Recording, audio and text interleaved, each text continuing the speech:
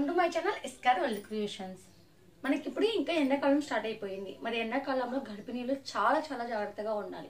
So మనం ఎంత జాగ్రత్తగా ఉన్నట్లయితే మన బాడీ డీహైడ్రేట్ కాకోకుండా, అలాగే బేబీకి ఎదుగుదల పరంగా కూడా మనకి ఎటువంటి ప్రాబ్లమ్స్ అనేవి క్రియేట్ కాకోకుండా ఉండాలంటే మనం వీలైనంత వరకు హైడ్రేట్గా ఉండడానికి ట్రై చేయాలి.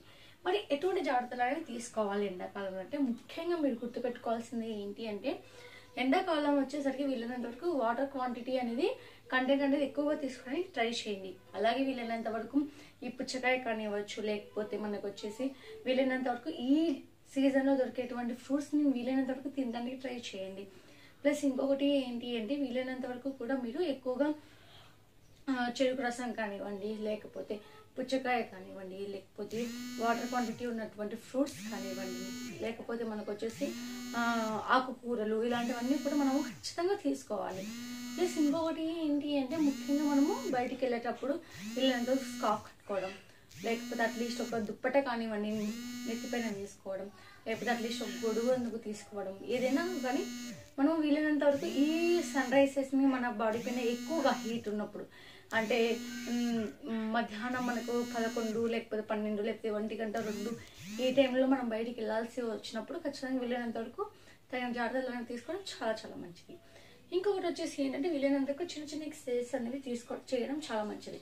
ఎందుకు అని చెప్తున్నాను అంటే, చిన్న చిన్న ఎక్సర్సైజ్ చేయడం వల్ల మన బాడీలో చెమట అనేది బయటికి వస్తూ ఉంటుంది. దానివల్ల మన బాడీ అనేది కొంచెం కూల్గా కావడం, లేకపోతే కొంచెం మంచిగా అనిపించడం జరుగుతూ ఉంటుంది. మార్నింగ్ టైం కానివ్వండి, ఈవినింగ్ టైం కానివ్వండి, రోజు కనీసం 2 సార్లు స్నానం చేయడానికి మీ టైంని మీరు సెట్ చేసుకోవడం చాలా మంచిది. ఎందుకు అంటే, మనం మార్నింగ్ అలాగే ఈవినింగ్ మంచిగా స్నానం చేస్తామనుకోండి, ఈవినింగ్ ఒక 30 to 40 మినిట్స్ వరకు వాకింగ్ చేసిన తర్వాత మనము స్వెట్ అనేది బయటకు వస్తూ ఉంటుంది. ఆ టైంలో మనము మంచిగా స్నానం పోసేసుకొని రిలాక్స్గా తినేసి పడుకుంటే కొంచెం మంచిగా నిద్రపడుతుంది.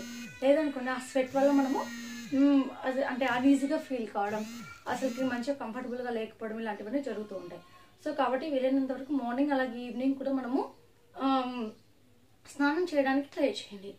సో ప్రెగ్నెన్సీలో ఉన్నప్పుడు ఎండాకాలం వచ్చినట్టయితే అసలు చేయకూడని పనులు ఏంటి అంటే, వీలైనంత వరకు కూడా కాఫీలు, టీలు ఇలాంటివి వీలైనంత వరకు అవాయిడ్ చేయడానికి ట్రై చేయండి. ఎందుకంటే వీటి వల్ల మనకి ఇంకాస్త వేడి అనేది మన బాడీలో ప్రొడ్యూస్ అయ్యే ఛాన్సెస్ ఎక్కువగా ఉంటాయి. ముందుగానే బయట బాగా ఎండలు ఉన్నాయి కదా, సో అది కాకోకుండా మనము ఇంకా టీలు, కాఫీలు అవన్నీ తాగుతూ ఉన్నట్లయితే ఏమవుతుందంటే, ఇంకా బాడీలో వేడి అనేది పెరిగే ఛాన్స్. సో వీలైనంత వరకు మనము హాట్ అంటే వేడి పదార్థాలని అవాయిడ్ చేసి చల్లగా ఉన్నటువంటి పదార్థాలను ఎక్కువగా తీసుకోవడం వల్ల ఇప్పుడున్న వేసవి కాలంలో ఎక్కువ డీహైడ్రేట్ కాకోకుండా ఉండడానికి ఛాన్సెస్ ఎక్కువగా ఉంటాయి. So please do like, share, subscribe to ఎస్కార్ world creations. Thank you for watching. Thank you.